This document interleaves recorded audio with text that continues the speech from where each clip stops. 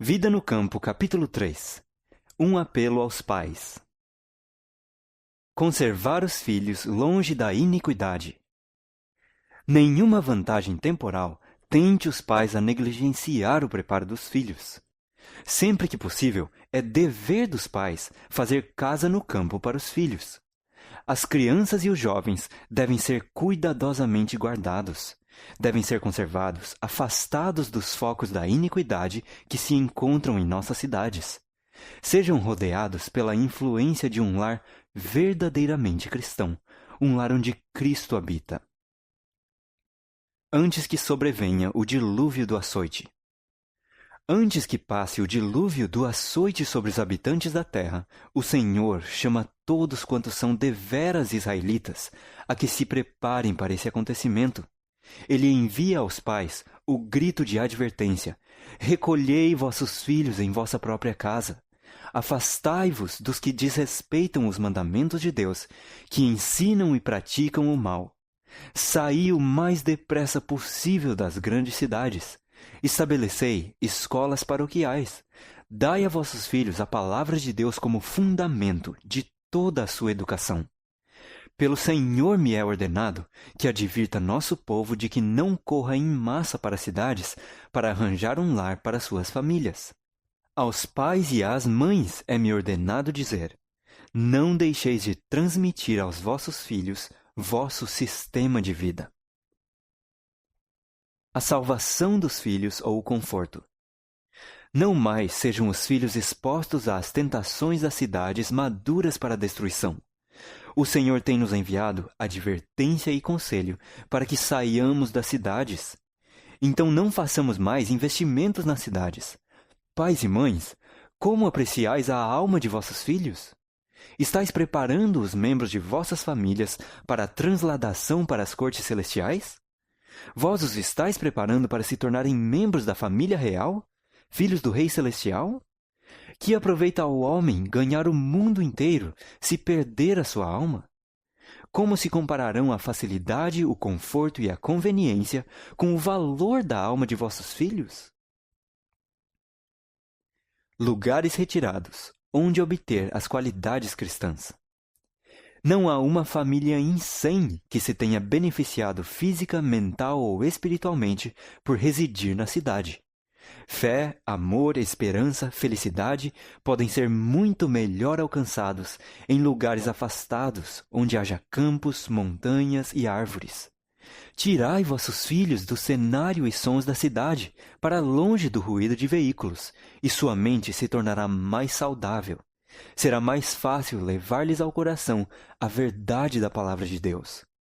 Enviai os filhos para as escolas situadas na cidade, onde todo aspecto de tentações está à espera para atraí-los e desmoralizá-los, e a tarefa de edificar o caráter será 10 vezes mais árdua para os pais e os filhos. O refúgio de lugares no campo. Compreendam os pais que o preparo dos filhos é uma obra importante na salvação de almas. Em lugares campestres, encontrar-se-á exercício abundante e útil ao fazerem-se as coisas que precisam ser feitas e que darão saúde física por desenvolverem os nervos e os músculos. Sair das cidades é minha mensagem para a educação de nossos filhos. Deus deu aos nossos primeiros pais os meios da verdadeira educação, quando lhes ensinou o cultivo do solo e a cuidar de seu lar no jardim. Depois da entrada do pecado, pela desobediência às ordens do Senhor, a obra de cultivo do solo que devia ser feita foi grandemente multiplicada, pois a terra, devido à maldição, trouxe espinhos e cardos. Mas o trabalho em si mesmo não foi dado por causa do pecado. O grande mestre abençoou, ele mesmo, a obra de cultivo do solo. Como nos dias de Noé. É propósito de Satanás atrair os homens e mulheres para as cidades, e para alcançar seu objetivo, inventa toda sorte de novidades e divertimentos, toda espécie de provocação. E as cidades da terra hoje vão se tornando como as cidades de antes do dilúvio. Devemos ter contínua preocupação ao vermos o cumprimento das palavras de Cristo. E como foi nos dias de Noé, assim será também a vinda do Filho do Homem. Mateus 24:37. Nos dias anteriores ao dilúvio, inventou-se toda sorte de divertimentos para levar homens e mulheres à negligência e ao pecado. Hoje, Satanás está trabalhando com intensidade para que as mesmas condições más prevaleçam, e a terra está se tornando corrompida. Pouco será respeitada a liberdade religiosa por professos cristãos, pois muitos deles nenhuma compreensão têm das coisas espirituais. Não podemos deixar de ver que o fim do mundo está prestes a vir. Satanás está operando sobre a mente de homens e mulheres, e muitos parecem estar cheios do desejo de divertimento e agitação. Como nos dias de Noé, toda espécie de mal está se multiplicando. O divórcio e o casamento estão na ordem do dia. Num tempo como este, o povo que procura guardar os mandamentos de Deus deve procurar lugares afastados, longe das cidades. Não é privação. Quem será advertido? Outra vez dizemos, saí das cidades. Não considereis uma grande privação terdes de ir para as colinas e montanhas, mas buscai esse retiro, onde podereis estar sozinhos com Deus, para aprender sua vontade e seu caminho. Insisto com o nosso povo para tornar o trabalho de sua vida procurar a espiritualidade. Cristo está à porta. Por esse motivo é que digo ao nosso povo, não considereis uma privação serdes convidados a abandonar as cidades e mudar-vos para as zonas rurais. Aí ricas bênçãos aguardam aos que delas se quiserem apoderar. Contemplando as cenas da natureza, as obras do Criador, estudando as obras das mãos de Deus, imperceptivelmente sereis transformados à mesma imagem, para conseguir os melhores resultados na vida. Uma residência dispendiosa, mobília trabalhada, ostentação, luxo e conforto não proporcionam as condições essenciais a uma vida útil e feliz. Jesus veio a este mundo a fim de realizar a maior obra jamais efetuada entre os homens. Veio como embaixador de Deus para nos mostrar a maneira de viver, de modo a conseguir na vida os melhores resultados. Quais foram as condições escolhidas pelo Pai Infinito para seu Filho? Uma habitação isolada nas colinas da Galileia, um lar mantido pelo trabalho honesto e respeitável, vida de simplicidade, luta diária com as dificuldades e provações, abnegação, economia e serviço paciente, feito com contentamento. A hora de estudo ao pé de sua mãe, com o rolo aberto das Escrituras, a serenidade da alvorada ou o crepúsculo no verdor do vale, o sagrado ministério da natureza, o estudo da criação e da providência, a comunhão da alma com Deus, tais foram as condições e oportunidades dos primeiros anos de vida de Jesus. A herança campestre de homens nobres. O mesmo acontece com a maioria dos melhores e mais nobres homens de todos os séculos. Lede a história de Abraão, Jacó, José, Moisés, Davi e Eliseu. Estudai a vida dos homens de épocas posteriores, que mais honrosamente ocuparam posições de confiança e responsabilidade, homens cuja influência foi mais eficaz no reerguimento do mundo. Quantos deles não foram criados num lar campestre? Pouco conheciam de luxo. Não gastaram o tempo da juventude em diversões.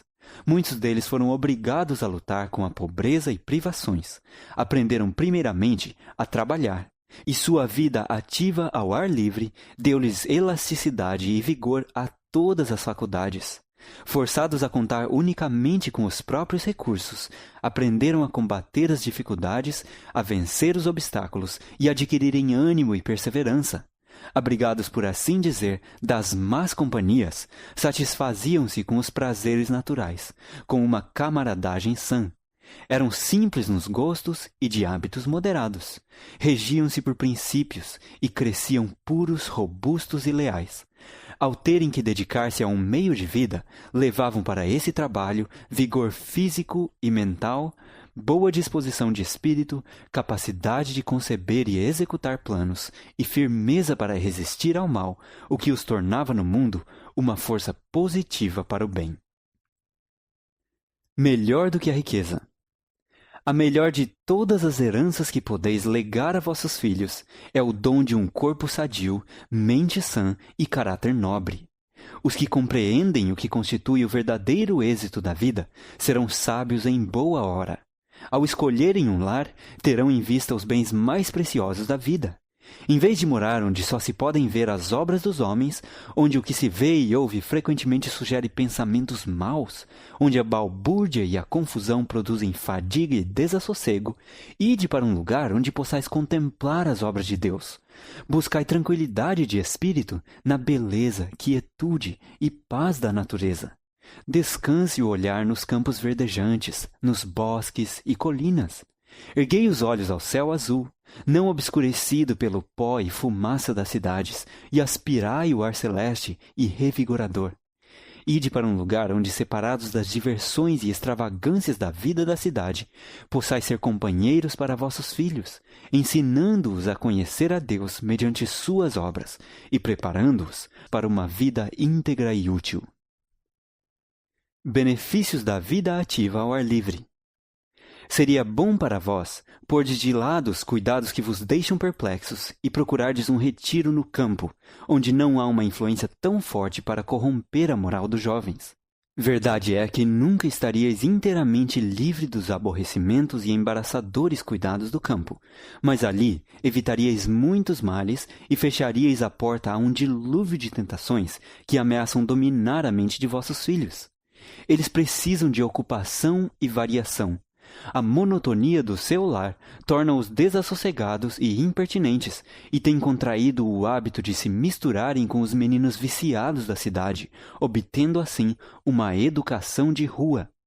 Morar no campo ser-lhes-ia muito benéfico. A vida ativa ao ar livre desenvolveria tanto a saúde da mente como a do corpo. Eles deveriam ter um jardim para cultivar, onde pudessem encontrar entretenimento e ocupação útil.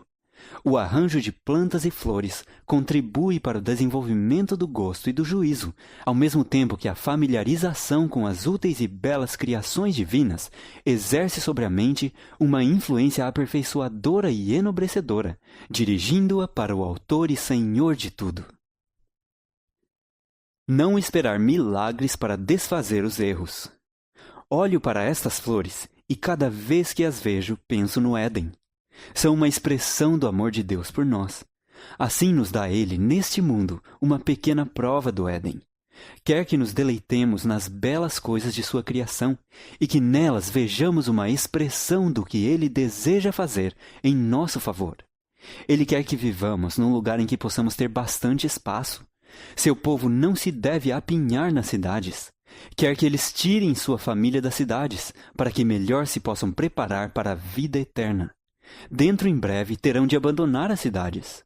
Essas cidades estão repletas de toda espécie de iniquidade, com conflitos e assassínios e suicídios. Satanás está nelas, controlando os homens em sua obra de destruição. Sob sua influência, matam pelo gosto de matar, e isso farão cada vez mais. Se nós mesmos nos colocamos sob influências objetáveis, poderemos esperar que Deus opere um milagre para desfazer os resultados de nossa atitude errada?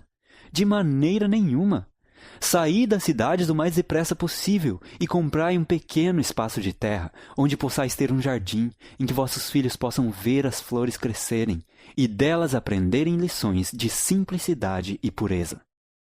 O fim do capítulo 3 do Vida no Campo.